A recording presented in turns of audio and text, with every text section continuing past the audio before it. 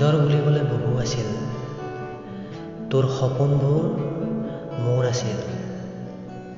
পূৰাবলৈ বহু কঠিন, তথাপি চেষ্টা অব্যাহত আছিল। আঙুলিত ধৰি অফলা শিকোৱাৰ পৰা তই ডাক্তৰ হোৱালৈ যাত্ৰা মোৰ কষ্টকৰ আছিল।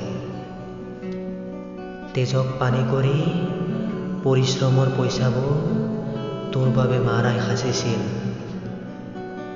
কাৰণ তই কৈছিলি নহয়, দেউতা মই ডাঙৰ হৈ ডাক্তৰ হ'ব বিচাৰোঁ।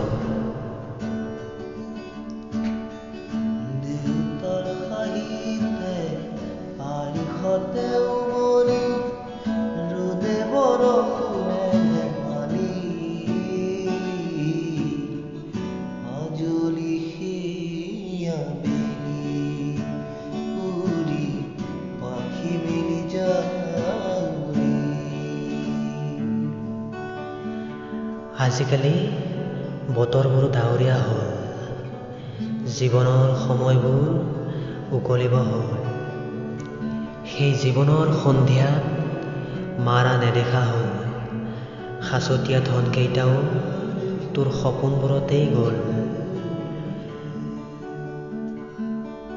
মাথো মাৰাৰ চোন উপযুক্ত চিকিৎসা নহ'ল। এতিয়া মাৰাৰ ফটোখনত ফুলবোৰ পৰি ৰ'ল।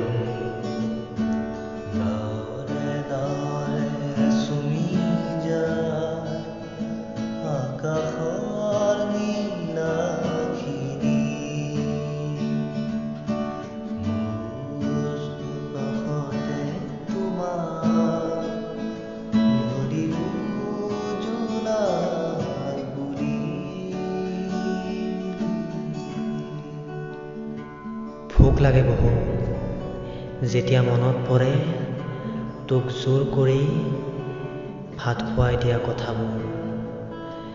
বহুতে কোৱা শুনো, তই বোলে ভাল চিকিৎসক হলি। মোৰ বহু বেমাৰো বোপা,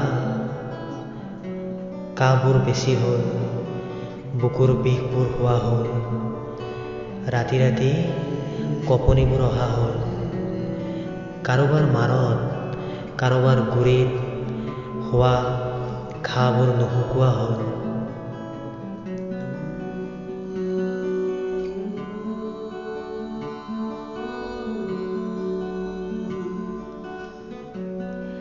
পাহৰি যোৱা গানৰ সুৰে তোক কেতিয়াবা বৰকৈ আমনি কৰিব। তেতিয়া তই বিচাৰিবি, তই বিচাৰিবি মোক কোনোবা বৃদ্ধাশ্ৰমত, ৰাস্তাৰ দাঁতিত নাইবা ফুটপাথত। তেতিয়ালে মই মাৰ যোৱা বেলিৰ এন্ধাৰত বিলীন হ'ম ক'ৰবাত গৈ। ইতি তোৰ দুৰ্ভগীয়া দেউতা।